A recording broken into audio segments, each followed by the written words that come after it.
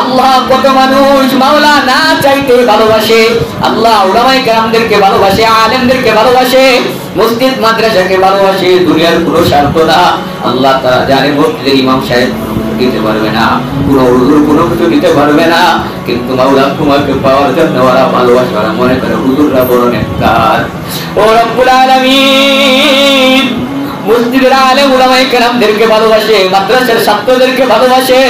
ও আল্লাহ, এই ভালোবাসার কারণে আল্লাহ যদি আমরাও জাহান্নামে যাই, আল্লাহ যারা আমাদেরকে ভালোবাসে একমাত্র তোমাকে সন্তুষ্ট করার উদ্দেশ্যে, আল্লাহ তোমাদেরকে মাফ করে দিও। আল্লাহ তোমাদেরকে কবরের আযাব থেকে বাঁচাও। আল্লাহ ওদেরকে রব্বুল আলামিন জান্নাতের উচ্চ মাকাম দান করিও। কিয়ামতের ময়দানে যেদিন কোনো সুপারিশকারী থাকবে না, আল্লাহ সেদিন রব্বুল আলামিন কুদরতি ভাবে তুমি তাদেরকে হেফাজত করিও। আল্লাহ সবাইকে নামাজি দিনদার মুত্তাকি ইমানদার বানায়া দাও। আল্লাহ এই এলাকার প্রত্যেকটা মানুষদেরকে দিনদার মুত্তাকি ইমানদার পরহেজগার বানায়া দাও। আল্লাহ এই এলাকার আল্লাহ প্রত্যেকটা মানুষের বিপদ আপদ বালা মুসিবতকে দূর করে দাও। আল্লাহ এই গ্রামকে তুমি হেফাজত করো রব্বুল আলামিন। ও আল্লাহ জালেমের জুলুম থেকে হেফাজত করো আল্লাহ। আল্লাহ জালেমের জুলুম থেকে হেফাজত করো আল্লাহ। আল্লাহ এই মসজিদটাকে আল্লাহ তুমি কিয়ামত পর্যন্ত কবুল করে নাও। আল্লাহ যারা রব্বুল আলামিন মসজিদের বিরুদ্ধে আচরণ করে, আল্লাহ যারা মসজিদকে ধ্বংস করতে চায়, আল্লাহ ওদের কপালে যদি হেদায়েত থাকে তাহলে হেদায়েত দাও, না হয় রব্বুল আলামিন ধ্বংস করে দাও। ও রব্বুল আলামিন আমাদের ইবাদত বন্দেগী কবুল করে নাও। আলহামদুলিল্লাহি নাহমাদুহু ওয়া নাস্তাঈনুহু ওয়া নাস্তাগফিরুহু ওয়া নু'মিনু বিহি ওয়া নাতাওয়াক্কালু আলাইহি ونعوذ بالله من شرور أنفسنا ومن سيئات أعمالنا من يهده الله فلا مضل له ومن يضلله فلا هادي له ونشهد أن لا إله إلا الله وحده لا شريك له ونشهد أن محمدا عبده ورسوله أرسله بالحق بشيرا ونذيرا وداعيا إلى الله بإذنه وسراجا منيرا أما بعد فإن خير الحديث كتاب الله وخير الهدي هدي محمد صلى الله عليه وسلم وشر الأمور محدثاتها وكل محدثة بدعة وكل بدعة ضلالة وكل ضلالة في النار أعوذ بالله من الشيطان الرجيم إنما يعمر مساجد الله من آمن بالله واليوم الآخر وأقام الصلاة وآتى الزكاة ولم يخش إلا الله فعسى أولئك أن يكونوا من المهتدين.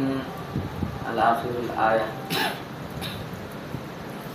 أعوذ بالله من الشيطان الرجيم فلما قضينا عليه الموت ما دلهم على موته إلا دابة الأرض تأكل من سأته فلما خر تبينت الجن أن لو كانوا يعلمون الغيب ما لبثوا في العذاب المهين.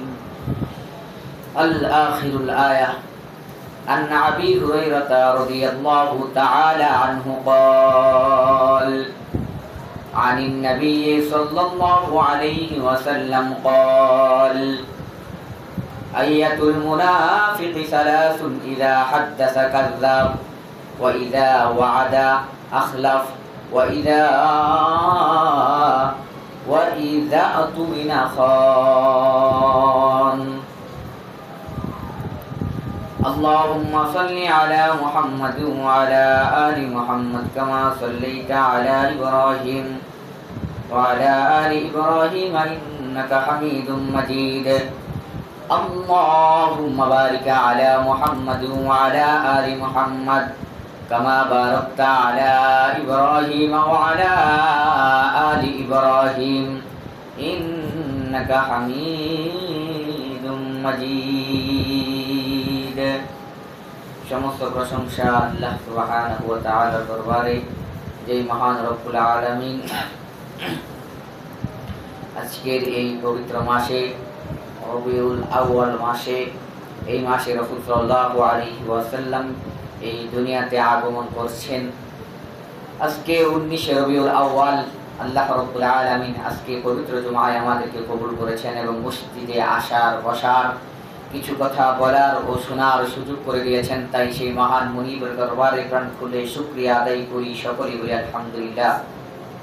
শতকোটি দরুদ ও সালাম বর্ষিত হোক বিশ্ব মানবতার মুক্তির দূত, আখিরি জামানার পয়গম্বর, শেষ নবী জনাবে মুহাম্মদুর রাসূলুল্লাহ, সকলে বলি সাল্লাল্লাহু আলাইহি ওয়াসাল্লামের উপর। সম্মানিত উপস্থিতি, আজকের পবিত্র জুমার আজকের আমার খুতবার বিষয় হচ্ছে মসজিদ নির্মাণ করা সম্পর্কে এবং সাদকা করার সম্পর্কে। আল্লাহর নবী রাহমাতাল লিল আলামিন হাদিসের ভিতরে বর্ণনা করেন যে এই পৃথিবীর বুকে সবচেয়ে উত্তম জায়গা, তার নাম হচ্ছে মসজিদ, আর এই পৃথিবীর সবচেয়ে নিকৃষ্ট জায়গা, তার নাম হচ্ছে বাজার। সম্মানিত উপস্থিতি, আজকে আমরা মসজিদ থেকে অনেকটাই গাফেল। আল্লাহর নবীর জামানায় যেই সময় সাহাবায়ে কেরামদের জামানায় যেই সময় সাহাবায়ে কেরামরা ছিল, যেই সময়টাকে সোনালী যুগ বলে ধরে নেওয়া হতো এবং সোনালী যুগ বলে ডাকা হয়, সেই যুগে সাহাবায়ে কেরামরা যখন বাজারের ভিতরে যেতেন, তাদের সন্তানদেরকে যদি জিজ্ঞাসা করা হতো যে তোমার বাবা কোথায়, তখন ওনাদের সন্তানেরা এই জবাব দিতেন যে আমার বাবা বাজারে গেছে, বসেন, কিছুক্ষণের মধ্যে চলে আসবে। কিন্তু যদি মসজিদের ক্ষেত্রে সেরকমটা হতো, যদি তাদের সন্তানদেরকে যদি জিজ্ঞাসা করা হতো যে বলো তোমাদের বাবা কোথায় গেছে, তখন তারা বলতেন যে আমার বাবা মসজিদে গেছে, অতএব আপনি বসবেন না, মসজিদে যাবেন সেটা আপনার ব্যক্তিগত ব্যাপার, কেননা আমার বাবা যে মসজিদে গিয়েছে সেখান থেকে কখন ফিরবে তা আমাদের কারো জানা নাই। অতএব এই হাদিস থেকে এতটুকুই স্পষ্ট বোঝা যায় যে যেই সময় রাসূল সাল্লাল্লাহু আলাইহি ওয়াসাল্লামের জামানায়, সাহাবায়ে কেরামদের জামানায় ওরা বাজারকে প্রকৃতপক্ষে ঘৃণা করত এবং বাজারকে তারা নেকির কাজে ব্যয় করত। বাজার থেকে তারা কিছু নেকি হাসিল করার উদ্দেশ্য বাজারে ভ্রমণ করত, কিন্তু দুনিয়াবি কোনো ফিতনা ফাসাদ কামানোর জন্য তারা বাজারে ভ্রমণ করত না। আজকে যদি আমরা আমাদের সমাজের দিকে তাকাই, তাহলে সবচাইতে নিকৃষ্ট জায়গা যেইগুলো, সেইগুলোর ভিতরে আমরা সবচাইতে বেশি সময় ব্যয় করি।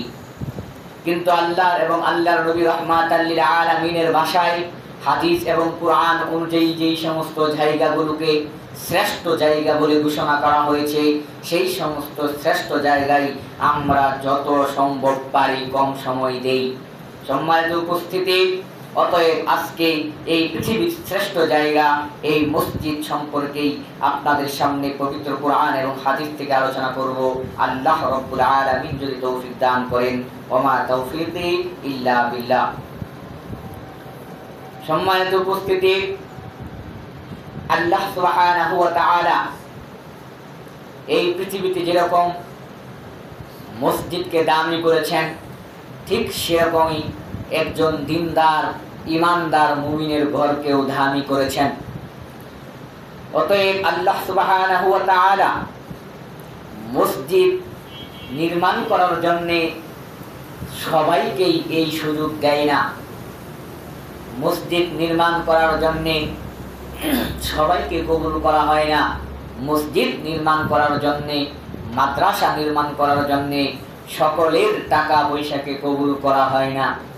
যাদেরকে আল্লাহ সুবহানাহু ওয়া তাআলা পছন্দ করেন, যাদেরকে আল্লাহ সুবহানাহু ওয়া তাআলা ভালোবাসেন, তাদেরই অর্থ সম্পদ এই মসজিদ মাদ্রাসায় এবং ভালো কাজে আল্লাহ পাক কবুল করেন।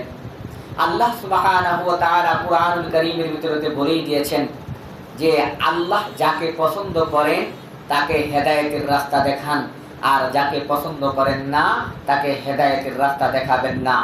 এক হাদিসের ভিতরে পাওয়া যায় কাল কিয়ামতের ময়দানে আল্লাহ সুবহানাহু ওয়া তাআলা যাকে ক্ষমা করতে চাইবেন ওই ব্যক্তিকে পর্দার আড়ালে ডাক দিয়ে নিয়ে যাবেন। পর্দার আড়ালে ডাক দিয়ে নিয়ে গিয়ে জিজ্ঞাসা করবেন, এই গুনাহগুলো কি তুমি করেছো? ওই বান্দাকে বলবেন, আল্লাহ এখানে তো আমার গোপনে প্রকাশ্যে সামান্য গুনাহ বাকি নাই, অতএব আমি এই সমস্ত গুনাহগুলো আমি করেছি। আল্লাহ সুবহানাহু ওয়া তাআলা বলবেন, যাও, দুনিয়াতে তুমি মানুষের দোষ ত্রুটি গোপন রেখেছিলে, দুনিয়াতে তুমি ভালো কাজ কিছু করেছিলে, অতএব দুনিয়াতে তুমি মানুষের দোষ ত্রুটি গোপন রাখার কারণে আমি আল্লাহ তোমার দোষ ত্রুটি দুনিয়াতে যেরকম গোপন রেখেছিলাম, আজকে কিয়ামতের ময়দানে তোমাকে পর্দার আড়ালে ডেকে নিয়ে এসে তোমার গুনাহ তোমার সামনে প্রকাশ করলাম, পৃথিবীর কোনো মানুষের সামনে প্রকাশ করলাম না। অতএব এই গোপন যেরকম দুনিয়াতে রেখেছি, আজকে কিয়ামতের ময়দানেও সেরকম গোপন রেখে তোমাকে ক্ষমা করে দিলাম। সম্মানিত উপস্থিতি, অতএব আল্লাহ সুবহানাহু ওয়া তাআলা আপনাকে আমাকে কি ক্ষমা করতে চান? আপনাকে আমাকে কি আল্লাহ সুবহানাহু ওয়া তাআলা হেদায়েতের রাস্তায় পরিচালিত করবেন? আপনাকে আমাকে কি আর ওই যেই সমস্ত উলামায়ে কেরামরা, আমাদের আকাবিরেরা, তাবেঈনরা, সাহাবায়ে কেরামরা আমাদের জন্য দোয়া করে গেছেন, সেই দোয়ার ভিতরে কি আমরা শামিল হতে পারবো? আজকের এই আলোচনা থেকে এই কথাটা আপনারা স্পষ্টভাবে বুঝতে পারবেন। সম্মানিত উপস্থিতি, আল্লাহ সুবহানাহু ওয়া তাআলা সূরাতুল বাকারার 125 নম্বর আয়াতে বলেন, আল্লাহ সুবহানাহু ওয়া তাআলা 125 নম্বর আয়াতে বলেন, ওয়া ইযা জাআলনাল বাইতা মাসাবাতাল লিন-নাসি ওয়া আমনা ওয়াত্তাখিযু মিন মাকামি ইব্রাহিমা মুসাল্লা ওয়া আ'হিদনা ইলা ইব্রাহিমা ওয়া ইসমাঈলা আন তাহহিরা বাইতিয়া লিত-তাইফিনা ওয়াল আকিফিনা ওয়ার রুকআইস সুজুদ। আল্লাহ সুবহানাহু ওয়া তাআলা সূরাতুল বাকারার 125 নম্বর আয়াতে বলেন, আর স্মরণ করো যখন আমি কাবাকে মানুষের জন্য মিলন কেন্দ্র ও নিরাপদ স্থান বানালাম এবং আদেশ দিলাম যে তোমরা মাকামে ইব্রাহিমকে সালাতের স্থান রূপে গ্রহণ করো, আর আমি ইব্রাহিম ও ইসমাঈলকে দায়িত্ব দিয়েছিলাম যে তোমরা আমার গৃহকে তাওয়াফকারী ও ইতিকাফকারী ও রুকুকারী সাজদাকারীদের জন্য পবিত্র করো, নির্মাণ করো, বানাও। সম্মানিত উপস্থিতি, তাহলে এই আয়াত থেকে স্পষ্টই বোঝা যাচ্ছে আল্লাহ সুবহানাহু ওয়া তাআলা যেই ব্যক্তিকে ভালোবাসেন, আল্লাহ সুবহানাহু ওয়া তাআলা যেই ব্যক্তিকে পছন্দ করেন, আল্লাহ সুবহানাহু ওয়া তাআলা যেই ব্যক্তিকে ক্ষমা করতে চান, আল্লাহ সুবহানাহু ওয়া তাআলা যেই ব্যক্তিকে জান্নাতে দিতে চান, ওই ব্যক্তিকে আল্লাহ সুবহানাহু ওয়া তাআলা ভালো কাজ করার সুযোগ দেন। যেরকম পৃথিবীর সবচেয়ে বড় মাতাল, এই মাতালকে আল্লাহ সুবহানাহু ওয়া তাআলা ক্ষমা করে দিয়েছিলেন। শুধুমাত্র আল্লাহ পাক ক্ষমা করতে চেয়েছেন বিদায় সে ভালো কাজ করেছিল একটা, আর তার জিন্দেগীর সমস্ত গুনাহকে ক্ষমা করে দেওয়া হয়েছিল। সম্মানিত উপস্থিতি, যেরকম মালিক আহমদ দিনার বড় মাতাল ছিলেন, অথচ মালিক আহমদ দিনারকে জমানার সবচেয়ে বড় ইমাম হিসেবে বানিয়ে দেওয়া হলো। তাহলে এর মানে বোঝা যাচ্ছে আল্লাহ সুবহানাহু ওয়া তাআলা যাকে কবুল করতে চান তার মাধ্যমে নিঃসন্দেহে কোনো না কোনো ভালো কাজ করিয়ে নেন, যার মাধ্যমে কিয়ামতের ময়দানে আল্লাহ সুবহানাহু ওয়া তাআলা ক্ষমা করবেন। আপনার গর্ব হতে পারে, আপনি গর্ব করে বলতে পারেন যে আমি মসজিদের ভিতরে ধ্যান করি না কেন, এই মসজিদ নির্দিষ্ট কোনো জায়গায় নেই, এই মসজিদের নামে কোনো দলিলপত্র নেই, এই জন্য আমি মসজিদে দান করি না, এটা আপনার গর্ব মনে হতে পারে।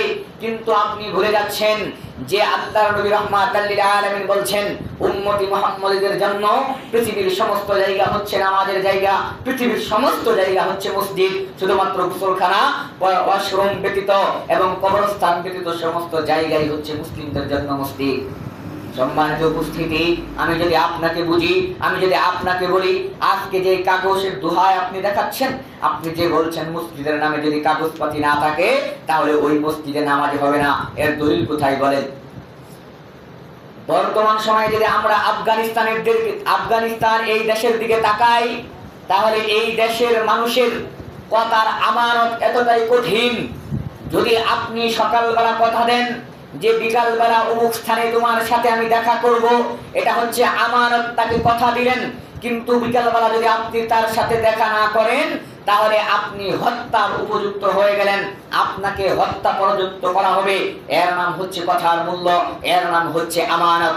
তেমনি ভাবে আপনি হচ্ছেন কুকুর শ্রীগালের মতো, আপনার কথার কোনো মূল্য নেই। আপনি হচ্ছেন নাপাক শুকরের মতো, আপনার কোনো মূল্য নেই, আপনার কথার কোনো মূল্য নাই, আপনার কথার কোনো দাম নাই। অতএব এই জন্য আজকে কাগজপাতির বড় প্রয়োজন। সম্মানিত উপস্থিতি, আমি আপনাকে বলছিলাম যে মসজিদ যদি যেভাবে বলা হোক, মসজিদ যদি আমি আমার ঘরকে বলি এটা মসজিদ, তাহলে এটাই মসজিদ। এখানে মানুষ নামাজ পড়তে পারবে যতদিন ইচ্ছা, কেননা আমি মুসলিম, আমার মুখের কথার দাম আছে। মুসলিম যদি না হই তাহলে আমার মুখের কথার দাম থাকবে না। মানে আল্লাহ সুবহানাহু ওয়া তাআলা যদি আপনার ধন সম্পদকে কবুল না করেন, তাহলে সেই জায়গায় কখনো মসজিদ নির্মাণ হতে পারে না। আপনি ইচ্ছা করলেই সব জায়গায় মসজিদ নির্মাণ করতে পারবেন না। হাদিসটা ঝাল কিংবা জয়ীফ তা আমার জানা নেই। হাদিসটা এরকম শুনেছিলাম যে হযরত ইসমাঈল এবং ইব্রাহিম আলাইহিস সালাম মিলে যখন কাবাঘরকে নির্মাণ করলেন, কাবাঘর নির্মাণ করার পরে সেই কাবাঘরের যে কিছু পাথর অবশিষ্ট ছিল, ছোট ছোট কঙ্কর অবশিষ্ট ছিল, ছোট ছোট পাথর অবশিষ্ট ছিল, এটা নাকি জিবরাইল আলাইহিস সালামের মাধ্যমে এই পৃথিবীর প্রান্তে ছড়িয়ে দেওয়া হলো। পৃথিবীর প্রান্তে প্রান্তে ছড়িয়ে দেওয়া হলো এই পাথর পৃথিবীর যে জায়গায় গিয়ে পড়েছে, সেটা যদি সমুদ্রের তলদেশেও হয়, তাহলে সে জায়গায়ও একটা মসজিদ নির্মাণ হবে। সম্মানিত উপস্থিতি, তাহলে আমি আপনাকে বোঝাতে পেরেছি যে মসজিদ যেখানে ইচ্ছা সেখানে তৈরি করা যায় না। শুধুমাত্র আল্লাহ যেই জায়গাকে মসজিদ হিসাবে কবুল করেছেন, সেই জায়গাতেই মসজিদ হবেই হবে। পৃথিবীর আপনি দেখবেন এক গ্রামের ভিতরে মসজিদ 3টা 4টা। প্রশ্ন করতে পারেন হয়তোবা জিওগ্রাফির কারণে এখানে মসজিদটা হলো, হয়তোবা পারিবারিক কারণে মসজিদটা হলো, কিন্তু সেখানে আল্লাহর অনুগ্রহ আছে। সেই মসজিদটা যেভাবেই হোক না কেন, সেই মসজিদটা সরাসরি যদি দিন নিয়ে জেরা না হয়, ব্যক্তিগত সূত্রানি নিয়ে যদি জেরার মসজিদ না হয়, তাহলে ওই মসজিদের ভিতরে নামাজ পড়া যেরকম জায়েজ, নামাজ যেরকম হবে, ঠিক সেরকম ভাবেই ওই যেখানে মসজিদটা নির্মাণ হলো সেখানেই বোঝা যাবে সেই কাবাঘরের অবশিষ্ট পাথরের একটা অংশ এই জায়গায় এসে পড়েছে বিদায় এখানে মসজিদ যেভাবেই হোক হয়েছে। সম্মানিত উপস্থিতি, তাহলে আমি আপনাকে বলছিলাম যে আল্লাহ সুবহানাহু ওয়া তাআলা সূরা বাকারার ভিতরে যে বলছেন যে আমি কাদেরকে কবুল করি, যারা নেক, যাদেরকে ক্ষমা করতে চাই, তাদের মাধ্যমে কিছু ভালো কাজ করিয়ে দিয়ে যাই, তাদের মাধ্যমে কিছু ভালো কাজ করার সুযোগ দেই, যার মাধ্যমে তারা কিয়ামতের ময়দানে আল্লাহ সুবহানাহু ওয়া তাআলার কাছে ক্ষমা পেয়ে যাবেন।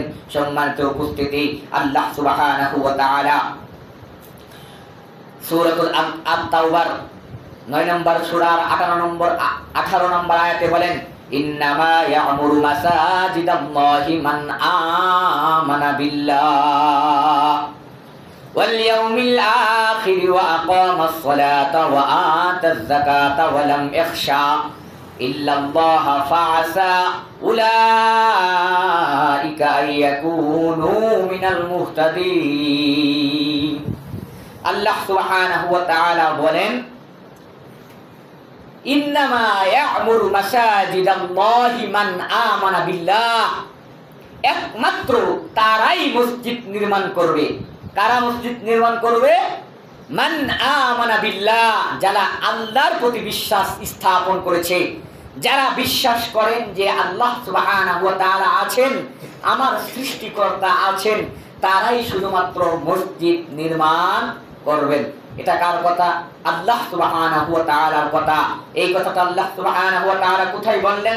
সূরাতুল তাওবার 19 নম্বর আয়াতে আল্লাহ 18 নম্বর আয়াতে আল্লাহ সুবহানাহু ওয়া তাআলা বলছেন, ইন্নামা ইয়া'মুরু মাসাজিদাল্লাহ, তারাই একমাত্র মসজিদ নির্মাণ করবে। এখানে একমাত্রকে উল্লেখ করা হলো মান আমানা বিল্লাহ, যারা আল্লাহ সুবহানাহু ওয়া তাআলার প্রতি ঈমান এনেছে, ওয়াল ইয়াউমিল আখির, এবং তারা বিশ্বাস করে যে শেষ দিনের বিচার হবে, আখিরাতের দিনকে তারা বিশ্বাস করে, ওয়া আকামাস সালাহ, এবং যারা সালাত কায়েম করে, ওয়া আতাজ যাকাত, এবং যারা যাকাত প্রদান করে, ওয়ালাম ইয়াখশা ইল্লাল্লাহ, আল্লাহ সুবহানাহু ওয়া তাআলা বলেন, এবং আল্লাহ ছাড়া কাউকে ভয় করে না, উলাইকা আইয়াকুনু মিনাল মুহতাদিন। আল্লাহ সুবহানাহু ওয়া তাআলা বলেন, তারাই হচ্ছেন হেদায়েত প্রাপ্তদের অন্তর্ভুক্ত। তাহলে এখানে যে প্রথম আয়াত আল্লাহ সুবহানাহু ওয়া তাআলা বলছেন তারাই একমাত্র মসজিদ নির্মাণ করে যারা আল্লাহ সুবহানাহু ওয়া তাআলার উপরে বিশ্বাস স্থাপন করে। এখন আপনার মনে প্রশ্ন জাগতে পারে যে হুজুর কাবা করত যেই সময় ওই হিন্দুরা পূজা করত, আবু জাহেল উদ্বা ছিল, বড় বড় কাফের মুশরিক ছিল, এরাও তো মসজিদ কাবাঘর নির্মাণ করলো, এরা কি আল্লাহর উপরে বিশ্বাস স্থাপন করে? হ্যাঁ, এরাও আল্লাহর উপরে বিশ্বাস স্থাপন করে, কিন্তু ওরা হচ্ছে মুশরিক। মুশরিক কাকে বলে? মুশরিক মুসলিমের ঘরে জন্ম নিয়ে মুশরিক, মুসলিমের ঘরে জন্ম নিয়ে মুশরিক, হিন্দুর ঘরে জন্ম নিয়ে মুশরিক। আপনি মুশরিক হতে পারেন যদি আপনি আল্লাহ সুবহানাহু ওয়া তাআলা ছাড়া পৃথিবীর কাউকে শ্রদ্ধা করেন, কবরে শ্রদ্ধা করেন, মাটিতে শ্রদ্ধা করেন, বাবাকে শ্রদ্ধা করেন, কবরকে শ্রদ্ধা করেন, মূর্তিকে শ্রদ্ধা করেন, কোন মানুষকে শ্রদ্ধা করেন, তাহলে আপনি নিজেও মুশরিক। অথবা এমন কোন কাজ করলেন যার মাধ্যমে আপনি সরাসরি আল্লাহকে অস্বীকার করলেন, তাহলে আপনিও মুশরিক। অতএব আপনি মুসলিমের ঘরে জন্ম নিয়ে, মুসলিম সমাজের ভিতরে বসবাস করে, মুসলিম পিতামাতার ঘরে জন্ম নিয়ে আপনি যে নিজেকে মুসলিম দাবি করবেন এমনটা নয়। আপনি মুসলিমের ঘরে জন্ম নিয়েও আপনি মুশরিক, যেরকম নবীর ঘরে জন্ম নিয়েও নবীর সন্তান জাহান্নামী।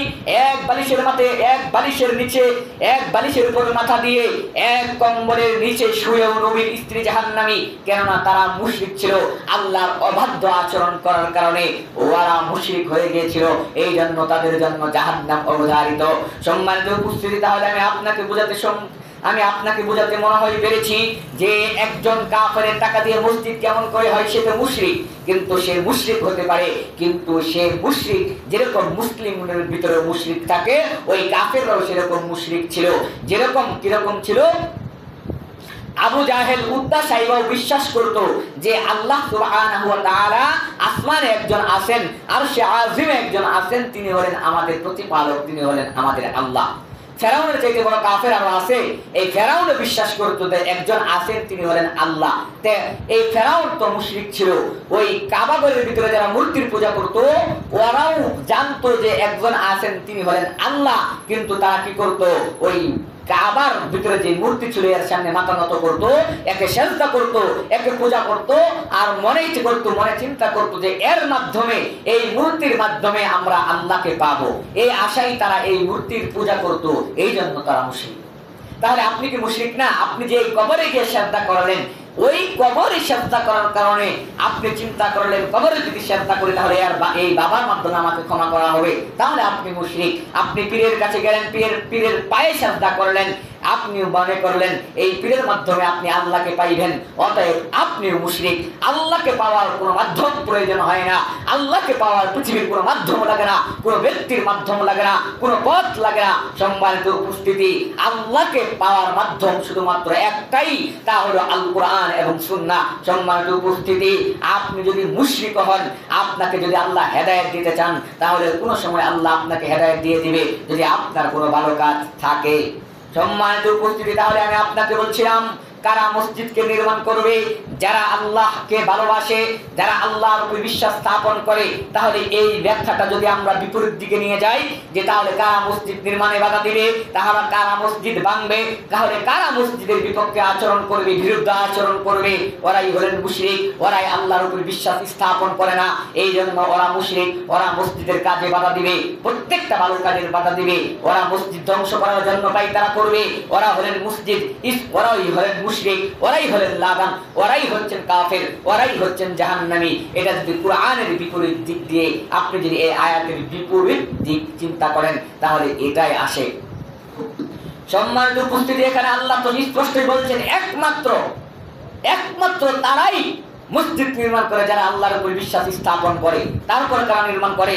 যারা সেই দিনের প্রতি বিশ্বাস স্থাপন করে। তারপর কারা নির্মাণ করে? যারা সালাত আদায় করে, সালাত কায়েম করে। সালাত কায়েম মানে সালাত পড়া হলো এক জিনিস, সালাত কায়েম করা হচ্ছে আরেক জিনিস। সালাত কায়েম করা মানে সমাজের ভিতরে সমস্ত মানুষদেরকে সালাতের প্রতি আকর্ষণ করা।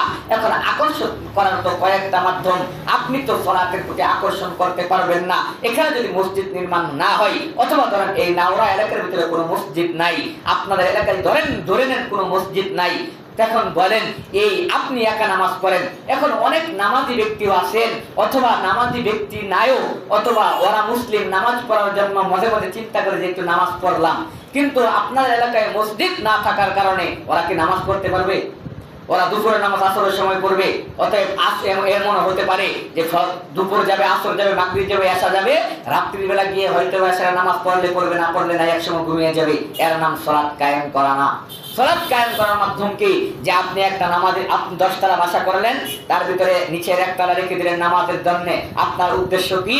এই পরিবারের মানুষ, এই ফ্ল্যাটের ভিতরে, এই 10 তলা ভবনের ভিতরে যত মানুষ থাকবে, এই মানুষগুলো এই মসজিদের ভিতরে নামাজ আদায় করবে, এর নাম হচ্ছে সালাত কায়েম করা। তেমনি ভাবে আপনি মসজিদ নির্মাণ করার উদ্দেশ্য কি?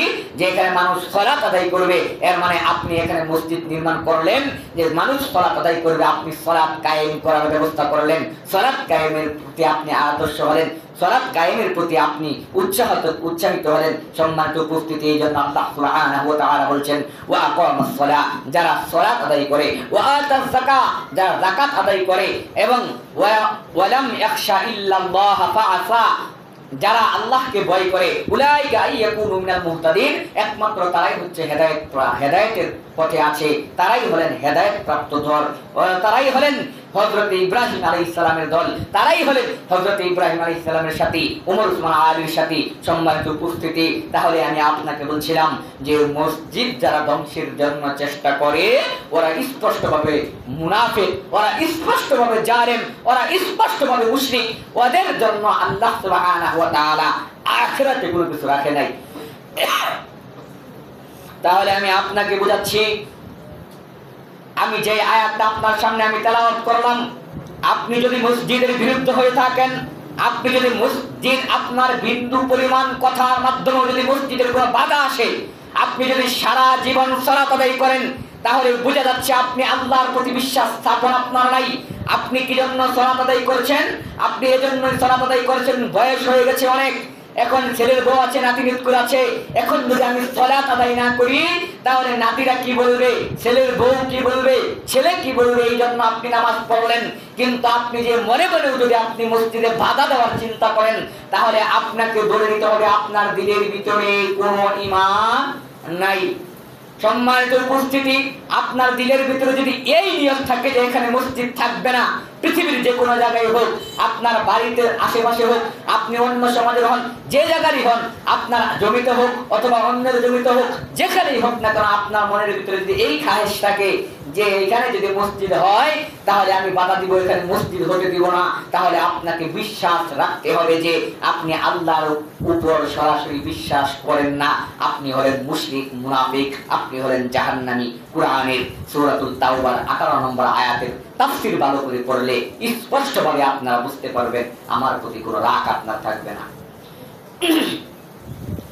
সম্মানিত উপস্থিতি, আপনাকে যদি হেদায়েতের পথে থাকতে হয় তাহলে আপনাকে ভালো কাজে সহযোগিতা করতে হবে, ভালো কাজে কখনো বাধা দেওয়া যাবে না।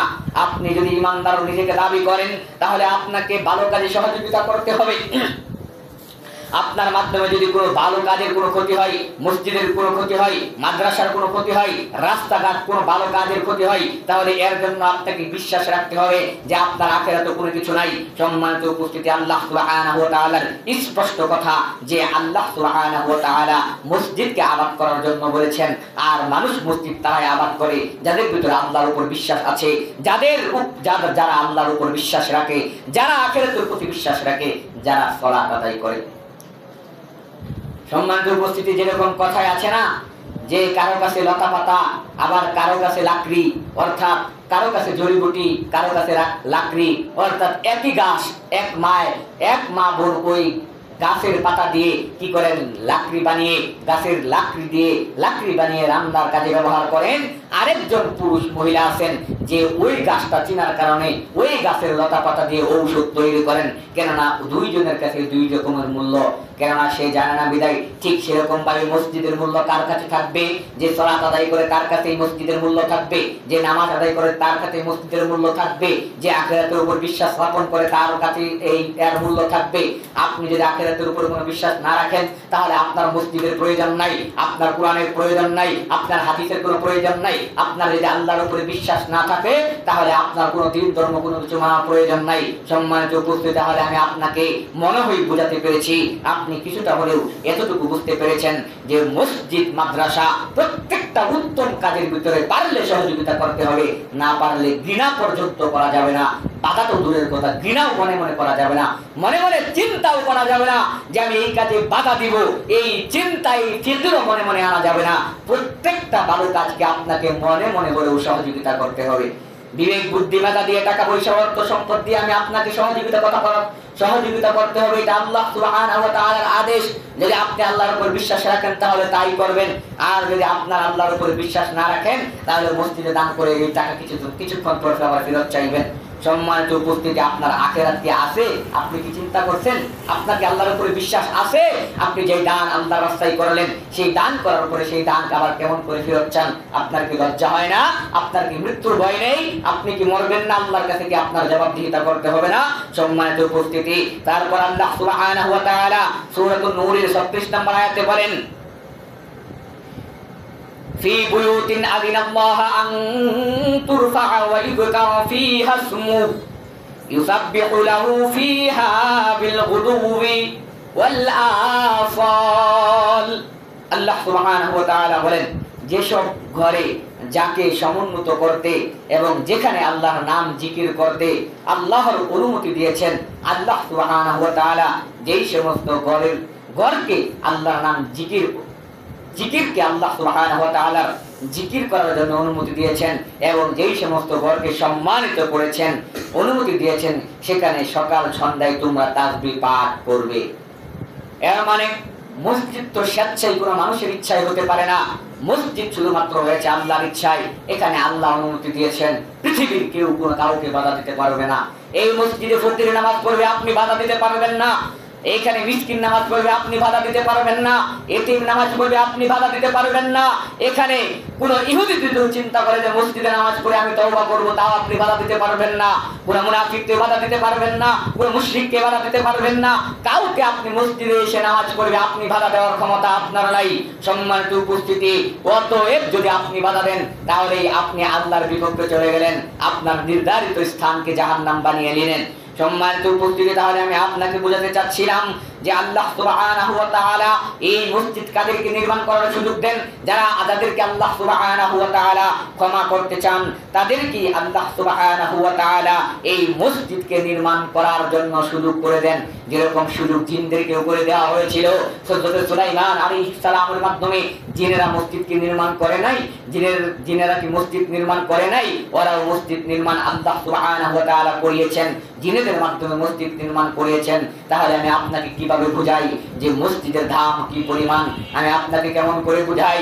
এই মসজিদ কিয়ামতের ময়দানে পৃথিবীর সবকিছু যখন ধ্বংস হয়ে যাবে, পৃথিবীর সবকিছু যখন তুলার মতো উঠতে থাকবে, মসজিদ মাদ্রাসাগুলো দাঁড়িয়ে থাকবেন, আল্লাহ রাব্বুল আলামিন জিজ্ঞেস করবেন, কি ব্যাপার, তুমি এখনো কিভাবে অক্ষয় রয়ে গেছো, কিভাবে তুমি এখনো ধ্বংস হও নাই?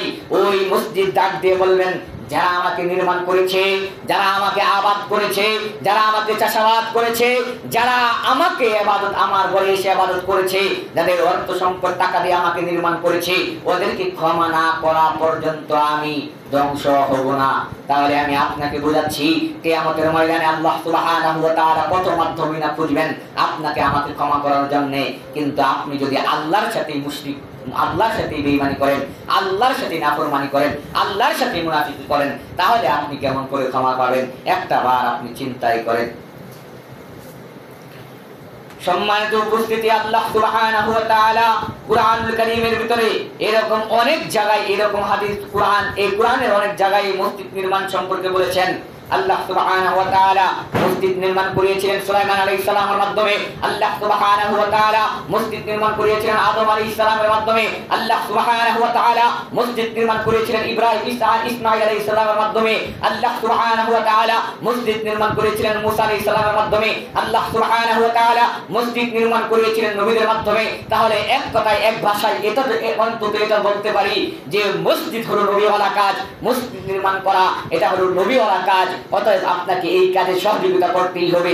যদি আপনি বিশ্বাস করেন যে আপনি আখিরাত আপনার আছে, আপনাকে মরতে হবে, আল্লাহর সামনে আপনাকে দাঁড়াতে হবে, যদি আপনি এই বিশ্বাস করেন তাহলে অবশ্যই অবশ্যই অবশ্যই আপনাকে মসজিদ নির্মাণ কাজে সহযোগিতা করতে হবে। সম্মানিত উপস্থিতি, এই মসজিদ নির্মাণ করলে কি হয়? এই মসজিদ নির্মাণ করলে আপনাকে আল্লাহ সুবহানাহু ওয়া তাআলা কেমন পুরস্কৃত করবেন? এই মসজিদের মাধ্যমে আল্লাহ সুবহানাহু ওয়া তাআলা আপনার জিন্দেগীর সমস্ত গুনাহগুলো মাফ করে দিবেন। মসজিদ নির্মাণ করার মাধ্যমে আল্লাহ সুবহানাহু ওয়া তাআলা আপনাকে ক্ষমা করে দিয়ে জান্নাতুল উচ্চ মাকামে পৌঁছে দিবেন। এই মসজিদ নির্মাণ করার মাধ্যমে আপনার জীবনের বড় বড় কলহ বিবাদ থেকে মুক্ত করে দিবেন। মসজিদের সাথে সূত্রায়ন করবেন তো আল্লাহ আপনাকে মাটির সাথে মিশিয়ে দিবেন। যেরকম আবু জাহেল আল্লাহর উপর বিশ্বাস স্থাপন করেছে ঠিকই, কিন্তু কাবা ঘরের মূর্তির পূজা করত।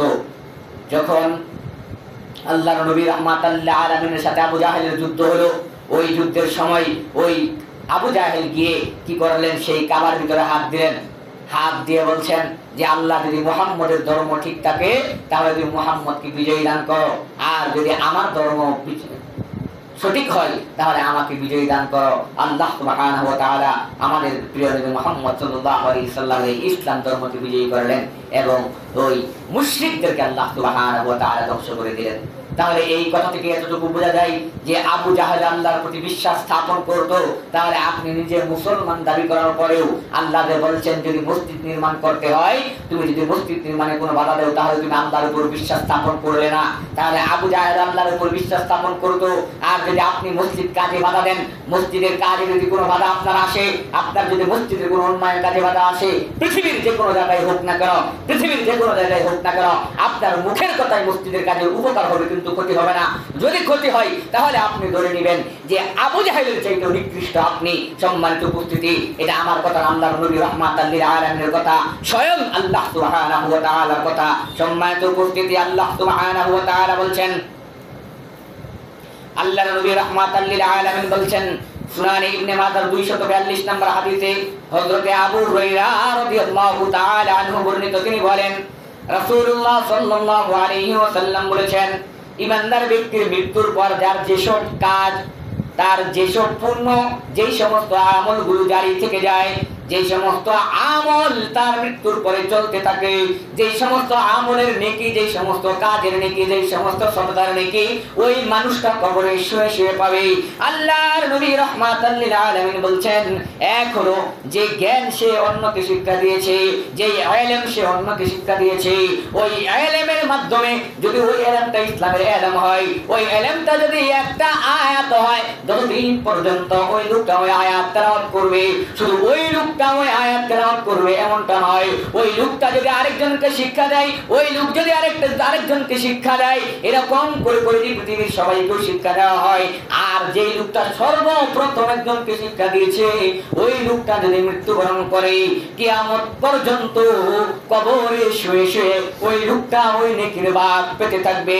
আল্লাহর নবী রাহমাতাল লিল আলামিন বলেন, তারপরে বলেন তার রেখে যাওয়া সৎ কর্মপরায়ণ সন্তান। আজকে যদি আমরা যদি আমাদের সন্তানকে আমরা যদি নিজের দিকে তাকাই, আমরা বাবারা যারা আছি এরা যদি নিজেদের প্রতি লক্ষ্য করি, তাহলে চিন্তা করেন নেক সন্তান দুনিয়াতে রেখে যেতে পারেন? বাবার সামনে তো সন্তান বিড়ি টানে, বাবার সামনে সন্তান দাঁড়িয়ে প্রস্রাব করছে, বাবার সামনে সন্তান মসজিদে আসছে না, নামাজ পড়ছে না, বাবার সামনে সন্তান হাফ প্যান্ট পরে ঘুরে বেড়াচ্ছে, বাবার সামনে অবৈধ মেয়ে নিয়ে ঘুরে বেড়াচ্ছে, বাবার সামনে সন্তান জেনাবে বেচায় জড়িয়ে আছে, বাবার সামনে সন্তান উলঙ্গ নাচ দেখছে। শুধু তাই নয়, বাবা সন্তান মা একত্রে মিলে এই টিভি সিনেমার ভিতরে নোংরা নাচ দেখছে। ওই নেক সন্তানের মাধ্যমে আপনি আখিরাতে কিছু পেতে চান? কিছু বাবার কি আশা করতে পারেন? হয়তো বা আপনি যদি মারা যান তাহলে আপনার সন্তান একদিন মনটা খুব খারাপ থাকবে।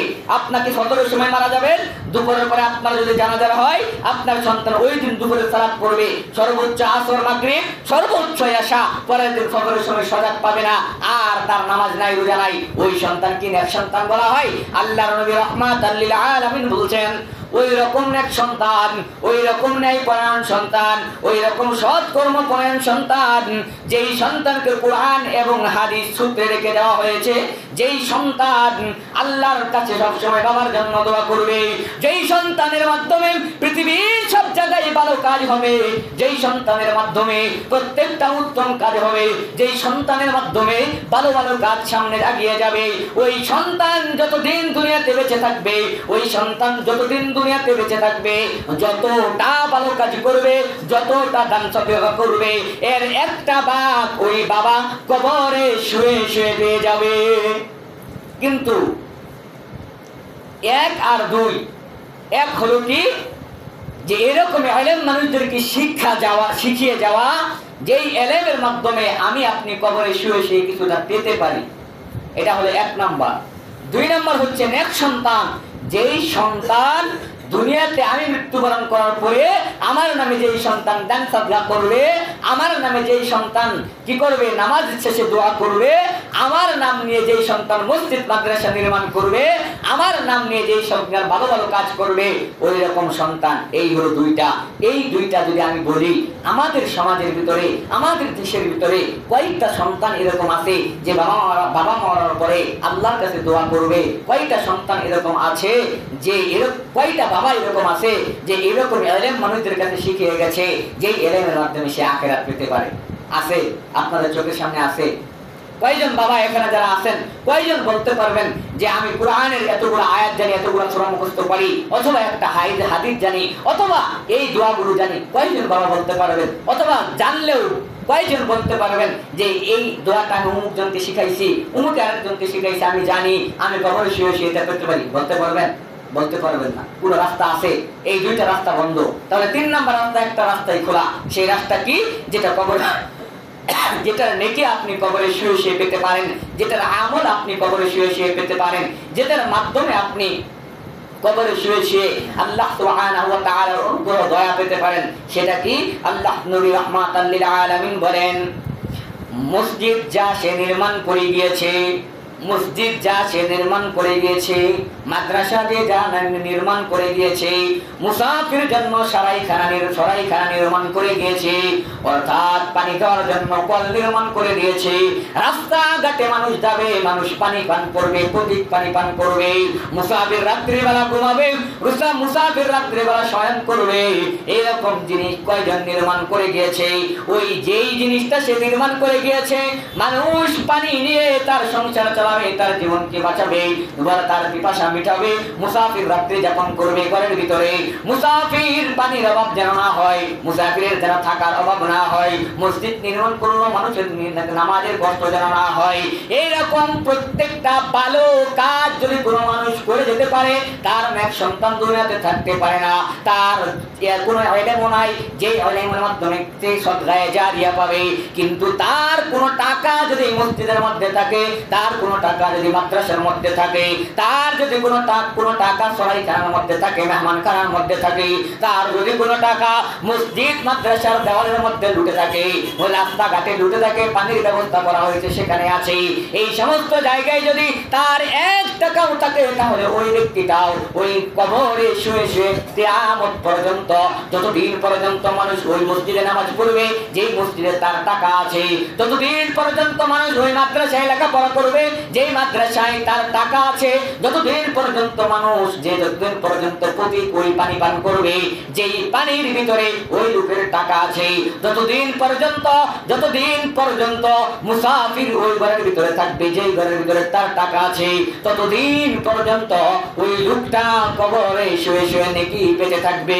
শুধু তাই নয়, যদি ওই সরাইখানা, ওই মেহমানখানা ভেঙে দেওয়া হয়, ওই মসজিদ যদি ভেঙে দেওয়া হয়, ওই মাদ্রাসা যদি ভেঙে দেওয়া হয়, ওই মাদ্রাসা যদি একটা ইট, একটা রড অন্য কোনো মাদ্রাসায় লাগে, অন্য কোনো মসজিদের ভিতরে লাগে, অন্য কোনো সরাইখানার কাজে লাগে, অন্য কোনো ভালো কাজের ভিতরে লাগে, তাহলে কিয়ামতের ময়দানে, কিয়ামত পর্যন্ত ওই রড, ওই ইটের টুকরা, ওই মসজিদের জায়গায়, যে জায়গায় তার টাকা আছে, সেই জায়গার যদি 1 মুঠ বালু কোনো ভালো কাজে আবার ব্যয় হয়, তাহলে ওই লোকটা কিয়ামত পর্যন্ত কবরে শুয়ে শুয়ে নেকি পেতে থাকবে।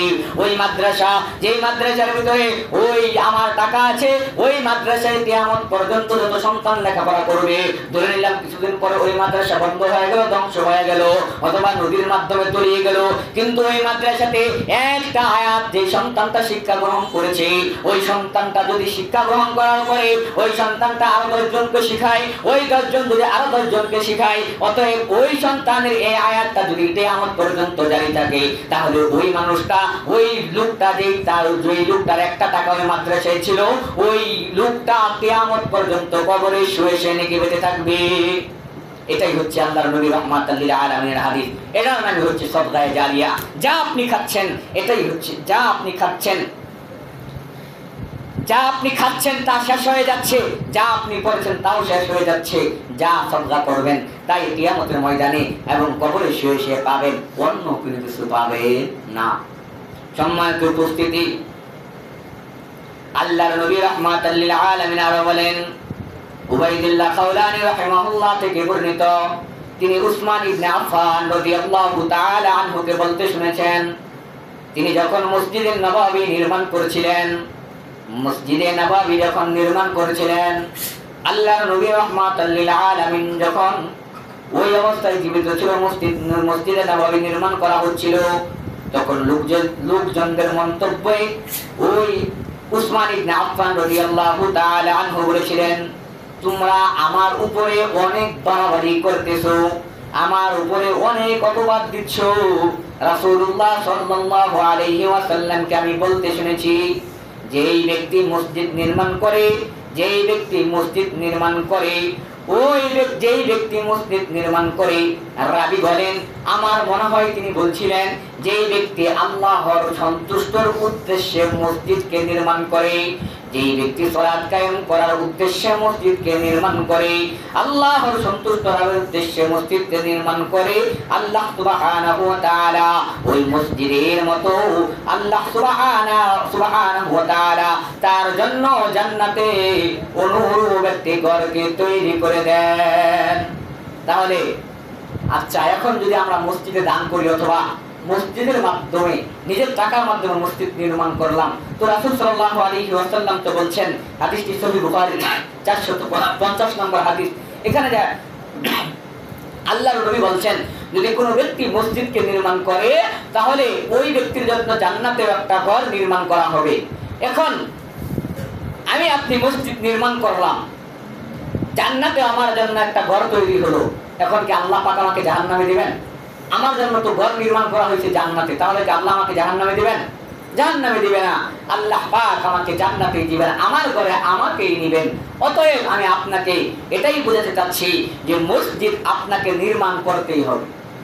কে কি বললো সেদিকে লক্ষ্য দেওয়ার কোনো সুযোগ নাই, কান দেওয়ার কোনো দরকার নাই। কেননা এই পৃথিবীতে সব জায়গাতে এরকম আছে, যেরকম আল্লাহর নবীর জামানায় মানুষের কাছে আমানত রাখতে যেরকম খিয়ানত হয়েছে, এই যুগ তো কিছুই না। এই যুগে মানুষ মসজিদের টাকা মেরে খাবে, এই যুগে মানুষ মসজিদের ধন সম্পদ লুটে খাবে, মসজিদের টাকা পয়সা মেরে খাবে, এই যুগে খেতেই পারে। এটা অস্বাভাবিকের কিছু নয়। কেননা যেই সময় আল্লাহর নবী জীবিত ছিলেন, আল্লাহর নবীকে স্পষ্ট দেখেছেন।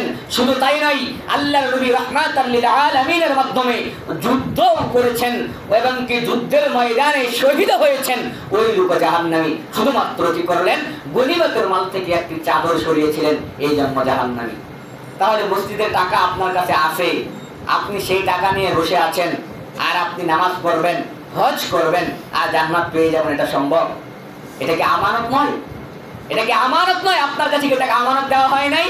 সম্মানিত উপস্থিতি, যেখানে আল্লাহর নবী রাহমাতাল লিল আলামিন যখন ওই সাহাবাটাকে দেখলেন, যেই সাহাবাটা অনেক জোরে জোরে অনেক পরিশ্রমের সাথে যুদ্ধ করতেছেন, বিশাল শক্তি দিয়ে যুদ্ধ করতেছেন, সাহাবারা দেখলেন এই সাহাবীটা এত কঠিন ভাবে যুদ্ধ করতেছেন, কিছুক্ষণ পর দেখলেন এই সাহাবীটা শহীদ হয়ে গেছে। আল্লাহর নবী রাহমাতাল লিল আলামিনের মাধ্যমে ওই সাহাবারা বলতে শুরু করলেন, এই সাহাবাটার কতই না সৌভাগ্য, এই লোকটা জান্নাতি, এই লোকটা বিনা হিসাবে জান্নাতে চলে যাবে। আল্লাহর নবী ডাক দিয়ে বলেন, ও সাহাবারা, চুপ করো, চুপ করো, তোমরা জানো না এই লোকটা, তোমরা যাকে জান্নাতি বলতেছো, এই লোকটা কিন্তু জান্নাতে যাবে না। এই লোকটা কি জন্য জান্নাতে যাবে না? সাহাবারা বললেন, আল্লাহর নবী, আমরা দেখলাম এই লোকটা সব সময় এগিয়ে ছিল, সদকার কাজে এগিয়ে থাকতো। এই লোকটাকে আমরা দেখতাম প্রত্যেকটা ভালো কাজের ভিতরে আগায়া আগায়া সবসময় আগায়া আগায়া থাকতো। এই লোকটাকে আমরা দেখলাম যুদ্ধটা এত জোরালো ভাবে করতেছেন, যুদ্ধ করতে করতে কত কাফেরকে সে জাহান্নামে পাঠাইছে। অতএব এই লোকটা যদি এখন জান্নাতে না যায়, কি জন্য জান্নাতে যাবে না? আল্লাহর নবী রাহমাতাল লিল আলামিন বলেন, ও সাহাবারা শোনো, এই লোকটা এই জন্যই জান্নাতে যাবে না, এই লোকটা গনিমতের মাল থেকে একটা চাদর সরিয়েছিল, এই জন্য ওই লোকটা জান্নাতে যাবে না। তাহলে আপনি মসজিদে মাদ্রাসায় যতই দান সদকা করেন, মসজিদ মাদ্রাসার টাকা পয়সা যদি আপনি মেরে খান, তাহলে ধরে নেবেন আপনি আল্লাহর উপরে কোনো বিশ্বাস নাই। ওই সূরা তাওবার 18 নম্বর আয়াত। সম্মানিত উপস্থিতি, বুখারীর 1417 নম্বর হাদিসের ভিতরে আদি ইবনে হাতেম রাদিয়াল্লাহু তাআলা আনহু বর্ণিত, তিনি বলেন আমি নবী সাল্লাল্লাহু আলাইহি ওয়াসাল্লামকে বলতে শুনেছি, তোমরা জাহান্নাম হতে আত্মরক্ষা করো, তোমরা জাহান্নাম থেকে বাঁচাও, তোমরা নিজেরা জাহান্নাম থেকে বাঁচো। এক টুকরা খেজুরের বিনিময়ে হলেও তোমরা জাহান্নামের আযাব থেকে বাঁচো। তাহলে আমরা কি গ্যারান্টি দিতে পারি যে আমরা জান্নাতি? আমাদের কি এরকম আমল আছে? বলেন আছে? তাহলে আমাদের তো কোনো আমলই নাই যে আমলের মাধ্যমে আমরা গর্ব করে বলতে পারি যে এই আমলের মাধ্যমে আমরা জান্নাত পেতে পারি। পারবো? এরকম আমল আছে? নাই। তাহলে ওই হিসাবে আমাদের কি দান সদকা করার বেশি প্রয়োজন না? আম্মা জান আয়েশা রাদিয়াল্লাহু তাআলা আনহার কাছে একজন মহিলা আসলেন 2 জন শিশু সন্তান নিয়ে। মহিলা এসে আম্মা জান আয়েশা রাদিয়াল্লাহু তাআলা আনহাকে বলছেন, যে আম্মা জান আয়েশা রাদিয়াল্লাহু তাআলা আনহাকে বলছেন যে কিছু খাবার আমাকে দিন, যার মাধ্যমে আল্লাহ কিয়ামতের ময়দানে যেদিন মানুষ উলঙ্গ অবস্থায় থাকবে ওই দিন আল্লাহ পাক আপনাকে হেফাজত করবে। তো আল্লাহর নবী রাহমাতাল লিল আলামিন আসার আগে আম্মা জান আয়েশা কি করলেন, তার ঘরে 2টা খেজুর ছিল, 2টা খেজুর দিয়ে দিলেন। 2টা খেজুর দিয়ে দেওয়ার পরে ওই মহিলা কি করলেন, তার 2 সন্তানের হাতে দিলেন। ওই মহিলা খেলেন না। ওই মহিলাটা চলে যাওয়ার পরে আম্মা জান আয়েশা রাদিয়াল্লাহু তাআলা আনহা আল্লাহর নবীকে জিজ্ঞাসা করলেন যে আল্লাহর নবী, কিয়ামতের ময়দানে নাকি আমরা উলঙ্গ হয়ে উঠবো? আল্লাহর নবী বলছেন, কে বলেছে? একজন মহিলা বলেছে। আল্লাহর নবী, আমার খারাপ লেগেছে। আল্লাহর নবী ডাক দিয়ে বলেন, ও আম্মা জান আয়েশা রাদিয়াল্লাহু তাআলা আনহাকে ডাক দিয়ে বলেন, ও বিবি আয়েশা, ওই মহিলা সত্য বলেছে। কিয়ামতের ময়দানে কোনো মানুষের কোনো পোশাক পরিধান থাকবে না, কোনো মানুষের কোনো বস্ত্র থাকবে না। ও আয়েশা, ওই মহিলা তোমার জন্য কি করেছে? ওই মহিলাটা আল্লাহর নবী আমার জন্য দোয়া করেছে, যেদিন মানুষ বস্ত্রহীন অবস্থায় কিয়ামতের ময়দানে উঠবে সেদিন যাতে আমাকে আল্লাহ হেফাজত করেন। আল্লাহর নবী ডাক দিয়ে বলেন, ও আয়েশা, তোমাকে আল্লাহ পাক হেফাজত করবেন, উত্তম দোয়া তোমার জন্য ওই মহিলাটা করেছে। কিয়ামতের ময়দানে সত্যি সত্যি কোনো মানুষের কোনো পোশাক থাকবে না। ও আয়েশা, তোমাকে আল্লাহ রাব্বুল আলামিন হেফাজত করবেন। আল্লাহর নবী রাহমাতাল লিল আলামিন আম্মা জান আয়েশাকে বলছেন যে কিয়ামতের ময়দানে কোনো পোশাক থাকবে না। আয়েশা প্রতি উত্তরে বলেন, ও আল্লাহর নবী, সেদিন কি পুরুষ মহিলা একত্রে থাকবে না? পুরুষ কি মহিলার লজ্জাস্থান দেখবে না?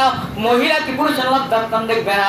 আল্লাহর নবী রাহমাতাল লিল আলামিন বলেন, ও আয়েশা, কিয়ামতের মাঠটা দুনিয়ার কোনো মাঠের মতো নয়, কিয়ামতের মাঠটা আরাফার মাঠের মতো নয়। ও আয়েশা, কিয়ামতের ময়দানে এই মানুষগুলো এরকম ভাবে উঠবে, মাতালের মতো উঠবে, দেখে মতে হবে মাতাল। ওই মানুষগুলোর কোনো পোশাক থাকবে না। সবাই বলবে লা আদরি লা আদরি, সবাই বলবে লা নাফসি ইয়া নাফসি ইয়া নাফসি। কেউ বলবে আমি কিছুই জানি না, আমি কিছুই জানি না। নবী বলবে ইয়া নাফসি লা আদরি, পয়গম্বর বলবে, রাসূল বলবে, সাহাবা বলবে, নবী বলবে, উম্মত বলবে, আলেম বলবে, উলামা বলবে, কাফের বলবে, মুশরিক বলবে, সবাই বলবে লা আদরি লা আদরি লা আদরি। ও আয়েশা, কিয়ামতের ময়দানে ওই মানুষগুলা এতটাই পেরেশানির মধ্যে থাকবেন, এতটাই পেরেশানির মধ্যে থাকবেন যে কিয়ামতের ময়দানে সে তো নিজের দিকেই খেয়াল দেওয়ার সময় পাবে না, নিজের দিকে কোনো খেয়াল থাকবে না, তাহলে সে অন্যের দিকে কেমন করে তাকাবে?